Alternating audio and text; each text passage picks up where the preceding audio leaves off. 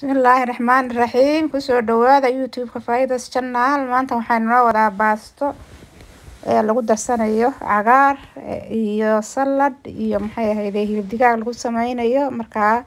maanta waxaan leenahay waa inaynu ka reysanaa ama iska daynaa suugadii casay hadaad ku daashay sidan u sameyso ayaan idin leeyahay insha Allah markaa halka waxa ay ku jira hilib digaag si yar baan u jarjaranayaa dhuuban kadibna waxaan ku darsanayaa xawaashyo hadda waxaan ku darsaday maraq digaag waxaan ku daray kaari waxaan ku darayaa hadda waxay ahayd basbaaskaas ayaan ku darayaa kadibna waxaan ku dari doonaa kamsaro igu jirta freezer-ka ayaan ku darsanayaa inta ayaan isku walaaqin kadibna waxa way 20 daqiiqo ayaan dhigayaa intaan bax ku xiro kadibna waan shiilayaa hadda 20 daqiiqo ii yaalay saliidina way ii kululaatay daawada dabkan sii saartay waxaan shiilayaa haddii ilaahay idanka ka dhigo marka insha Allah kanaalka de like iyo share ii saara waxay kala baqaylinina oo asxaabta iigu dira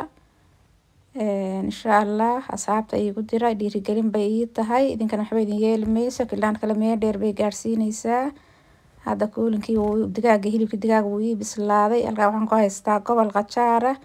hal goob qajaar ayaan ku haystaa iyo xabad barkeeda barbarooniga aan googoynaya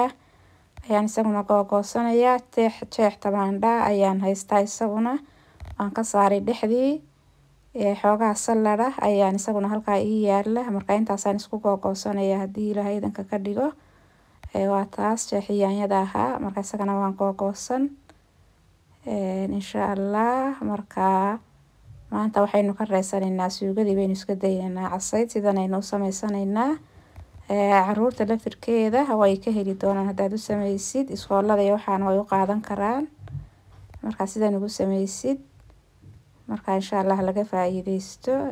hala tijaabiyo waad ka heli doontaan suugadii casaankii baad kaga reysanaysaan marka insha Allah like tana ii saara kanaalka oo ii share gareeyo asxaabta iigu qaybiya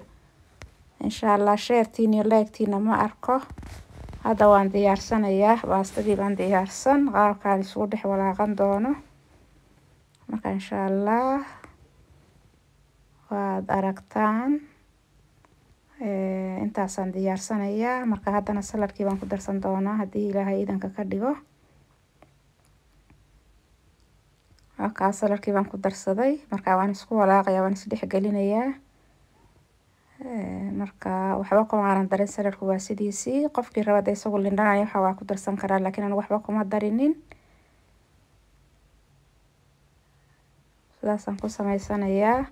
marka hadda waxaan ku darsanayaa hilibkii digaaga ayaan ku darsanayaa hilibkii digaaga waan ku daray insha Allah kadibna waxaan ku darsan doonaa farmaajo loogu talagalay in saladka iyo waxa lagu darsado marka farmaajadaasi wax dufan ma laha waa iska dhanaan iyo waxaas weeye saladka loogu talagalay in lagu darsado marka farmaajadaas aan ku darsanayaa sida afar geeska oo